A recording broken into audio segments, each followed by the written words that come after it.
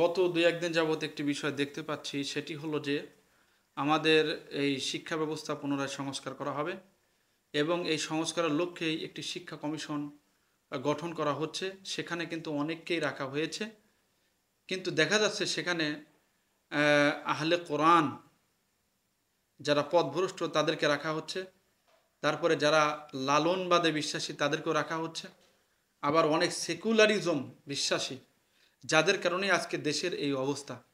আজকে দেখেন সারা পৃথিবীতে ইসরায়েল অর্থাৎ ইহুদিরা যদিও সামান্য, কিন্তু সারা পৃথিবীতে তাদের প্রভাব ব্যাপক। আজকে আমাদের দেশে এই যে সেকুলারিজম, বামপন্থী বলি বা রামপন্থী বলি, এরা কিন্তু সংখ্যায় খুবই নগণ্য, কিন্তু এরা যে কয়েকজন আছে এরা বেশিরভাগ বুদ্ধিজীবী শ্রেণীর। এই জন্য এরা রাষ্ট্রের উপরে একটা ব্যাপক প্রভাব তৈরি করছে। এজন্য আমরা এই যে একটা বিপ্লবের মাধ্যমে সরকার প্রতিষ্ঠিত হলো, যেখানে সংখ্যাগরিষ্ঠ মুসলমানদের ইচ্ছা আকাঙ্ক্ষাকে প্রতিফলিত হবে না, এটা কিন্তু দুঃখজনক।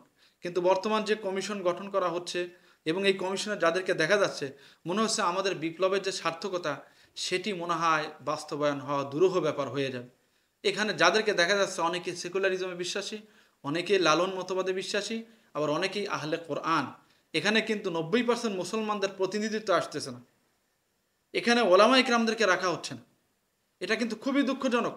মনে হচ্ছে আবার এই সরকারের উপরে সেই ফ্যাসিবাদের প্রেতাত্মারা আবার চেপে বসতেছে, এই সরকারের উপরে সেই সমস্ত বাম নাস্তিক সেকুলার বুদ্ধিজীবীরা আবার কিন্তু চেপে বসতেছে সুকৌশলে। এই জন্য আমরা যদি এখনই প্রতিহত না করতে পারি, তাহলে কিন্তু আমাদের আবারও কিন্তু সেই বিপ্লবের পথ অবলম্বন করা লাগতে পারে। এই জন্য আমরা কি শুধু বারবার এই বিপ্লবই করে যাব? আমাদের কি সঠিক সংস্কার করা লাগবে না? এই জন্য যারা কমিশনে আছেন আমি তাদেরকে বলবো, 90% মুসলমান, এই 90% মুসলমানের সন্তানদের দিকে খেয়াল করে ইসলাম ও মুসলমানের উপর আঘাত আনে এরকম কিছু কিন্তু এই শিক্ষা কমিশনের জন্য অন্তর্ভুক্ত না করা হয়, এবং ইসলাম এবং মুসলমানের তাহজিব তামাদ্দুনের সাথে সম্পৃক্ত নবীদের সাহাবা ইকরামদের নীতি নৈতিকতার যে সমস্ত কাহিনীগুলি আছে সেগুলি কিন্তু যেন এখানে অন্তর্ভুক্ত করা হয়।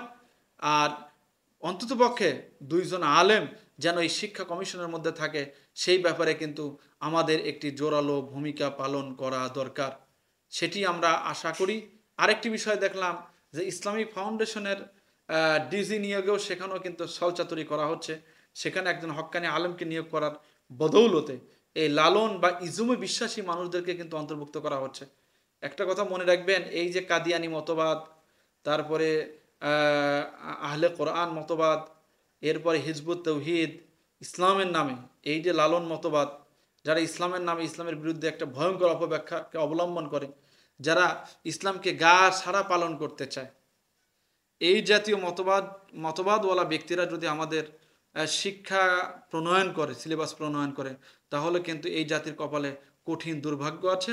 এই জন্য আমি বিনীত অনুরোধ করব, এই জাতীয় লোকগুলা যেন কোনোভাবেই আমাদের শিক্ষা কমিশনের ক্ষেত্রে না থাকে, এবং আমাদের শিক্ষা কমিশনে যেন এই জাতীয় লোকগুলা ইসলাম বিদ্বেষী কোনো কিছু প্রবেশ করাতে না পারে, সেদিকে আমাদের খেয়াল করতে হবে।